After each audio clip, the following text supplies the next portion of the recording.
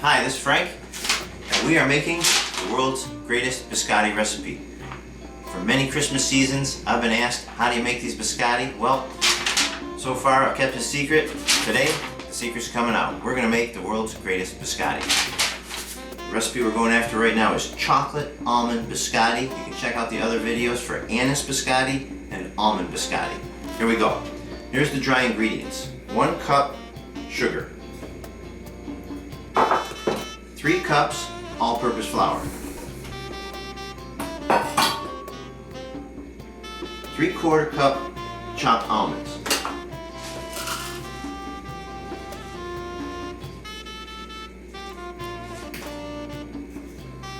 1 tablespoon baking powder. 1 cup chocolate cocoa. I'm using Nestle's Toll House Cocoa. Okay, these are the dry ingredients. I make sure I get all the dry ingredients blended thoroughly first, especially the baking powder, which has to be all the way through the dough in order to do its thing.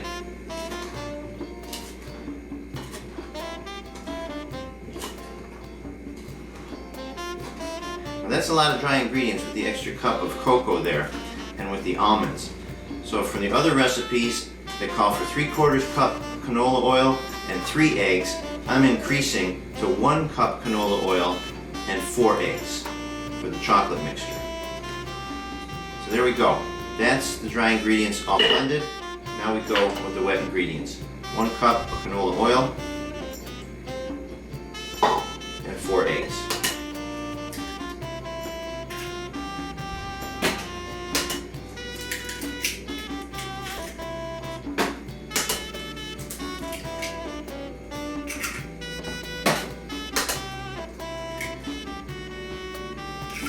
Last, 3/4 tablespoon of almond extract. I use pure almond extract rather than imitation because I think the flavor is better. Okay. Now, I mix these ingredients with a spoon first. I go as far as I can mixing them with a spoon, then I get in there with my hands to finish off the mixing of the dough.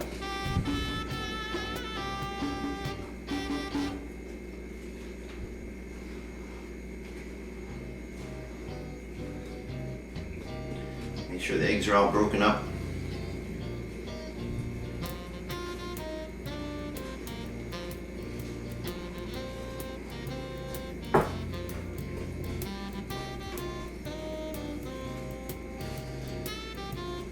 This should be a little drier than like a brownie mix or a cookie mix, but not but not so dry that it's crumbly, because if it's crumbly then it won't hold together during baking.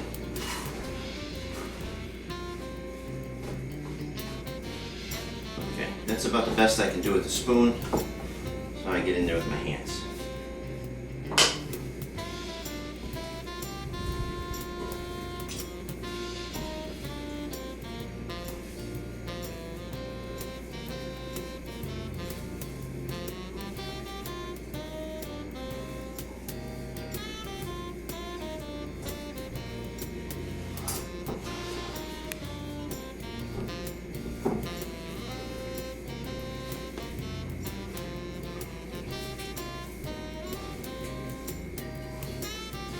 Okay, once I start feeling that all the ingredients are blended thoroughly, I got a very uniform mixture, I'm going to pack this dough into a round ball, and we're going to put it in the fridge to cool for at least a half hour. That's going to firm it up before we split it into 2 loaves for baking. Okay, this is feeling really good. Okay, so now we start packing this thing into a ball.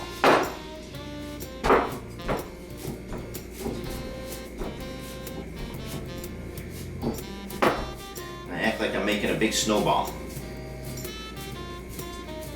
I think this gets the dough nice and compressed and dense. so that when it bakes it doesn't want to crack too much.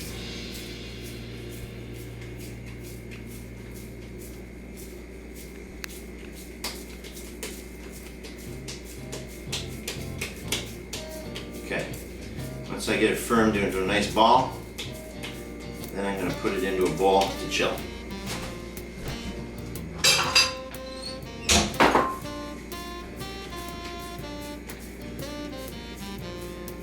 Okay, there we go. Now, into the fridge for half an hour. Okay, so the chocolate almond biscotti dough has been chilling in the refrigerator for at least 30 minutes. So here's how this works. We take it, get it out of the bowl, onto the cookie sheet, and we cut it in half. Okay. Now we're going to press out these halves into loaves. You got to work to really hold the dough together here because it wants to crumble.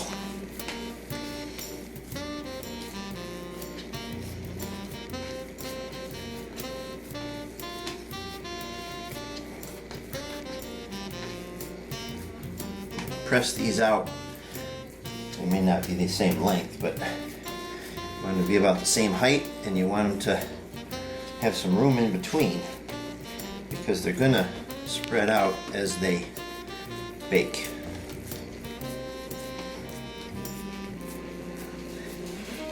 I work pretty hard at this, squeezing them together.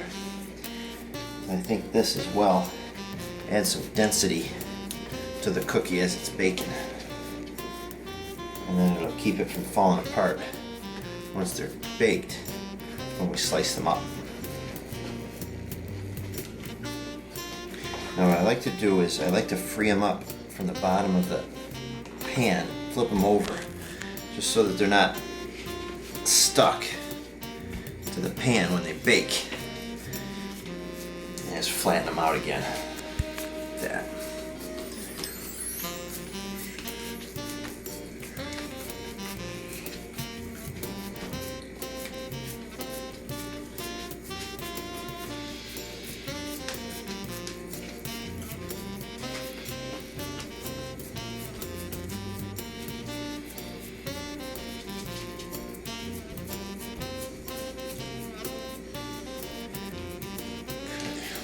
Pretty good. Just like that. Okay. So we're going to go into the oven at 350 degrees for about 25 minutes.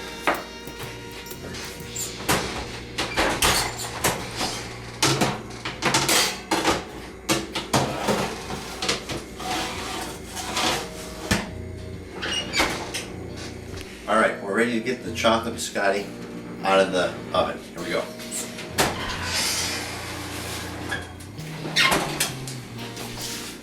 Okay, there they are. Those beauties. We're gonna let these cool for about 10 minutes before we get them off of the baking sheet onto the cutting board to slice them up into cookies. Okay, so these are the chocolate almond biscotti. They've been cooling for about 10 minutes. And what I do is I take the knife and I just press on them like this to get them loosened from the baking sheet so that I can lift them off of here. Okay.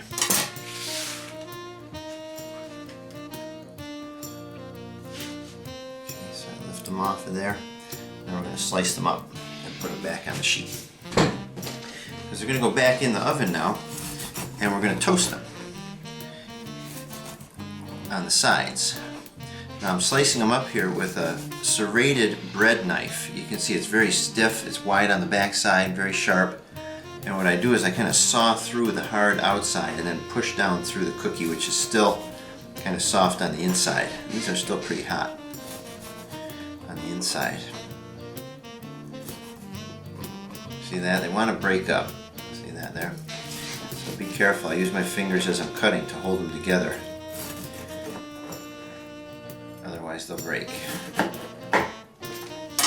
Okay, so we're just going to replace these to the pan and put them back in there to toast. It's still 350 degree oven.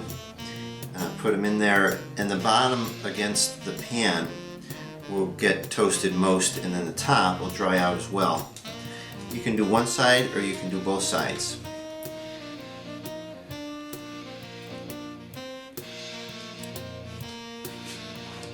But this is where biscotti gets its name. Biscotti in Italian means twice cooked.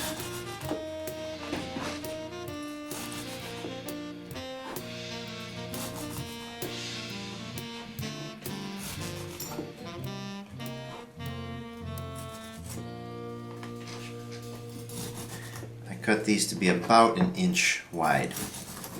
I try to be pretty consistent with them all.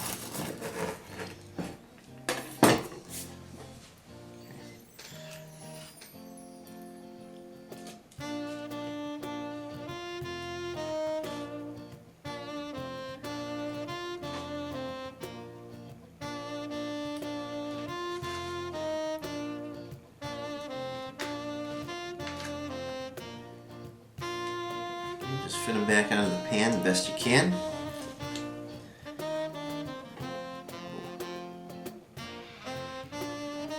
Lost a break.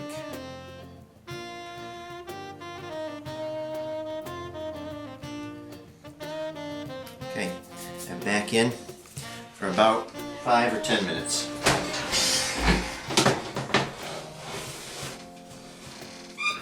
Alright, so the chocolate almond biscotti have been in the oven toasting for about 10 minutes. Pull them out and take a look. Alright, so there they are. Unlike the lighter color biscotti, like, oh, what did I do with them? Oh, they're already in the oven. Like the cranberry ones, which you see here, get a golden brown toasted color to them. The chocolate ones are already brown, so you can't tell if they're really toasted. You take them and flip them over, you're not going to tell. So I just put them in there to dry them out a little bit like this, and these are pretty much done. So there you go. These are the chocolate almond biscotti.